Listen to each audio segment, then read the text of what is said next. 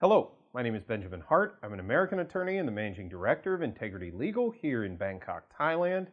As the title of this video suggests, we're discussing Thai immigration policy, and every now and then I kind of like to make an editorial, if you will. Now, we do a lot of videos on this channel. We talk a lot about Thai immigration.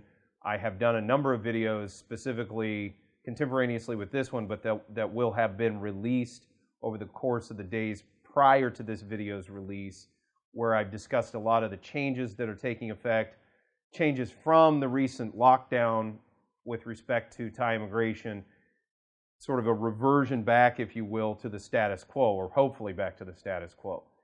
Now, I'm making this as an editorial because I've gotten a lot of interesting feedback in person, by email, as well as in comments, even in, I think, other videos by folks out there on YouTube and in the social media realm, about my thoughts on this. Now,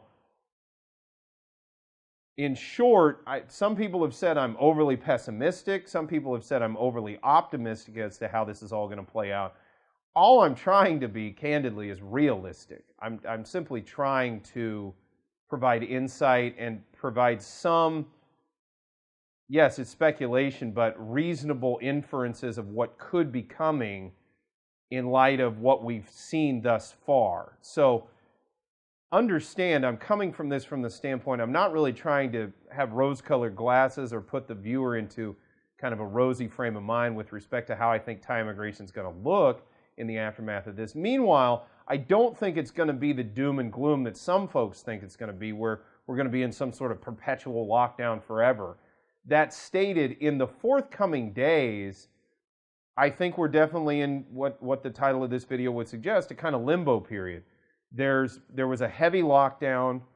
It precluded travelers from basically coming into Thailand at all unless they had diplomatic credentials or were part of some sort of air crew or some sort of very specialized subset of people to return to Thailand.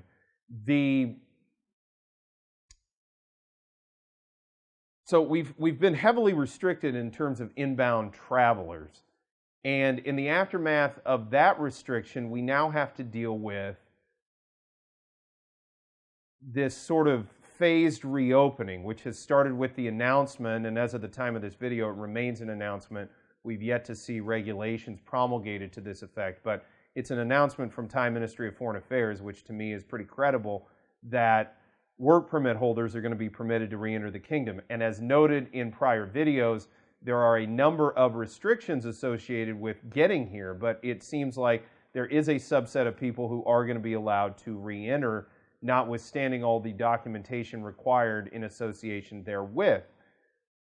Again, we're in limbo right now. You know, to sort of cite Dante's Inferno, we're not back to the status quo. At the same time, I do believe that Thai immigration authorities, as well as policymakers here in the kingdom, are eager to reopen, most notably because we want to get tourism sort of back and moving and back to where it was status quo. So that stated, I don't think it's safe to presume it's all going to go back to the way it was January 2, 2020. I think you know, as I've talked at length, and I know there are many who disagree with me, and I see a lot of the negative commentary on this side of the analysis, is I do think insurance, especially for retirees, I think moving forward, I think it's a pretty safe bet that that may become a requirement. Now, it's not a foregone conclusion. I could certainly see circumstances where folks who have certain types of retirement status here under certain appellations will be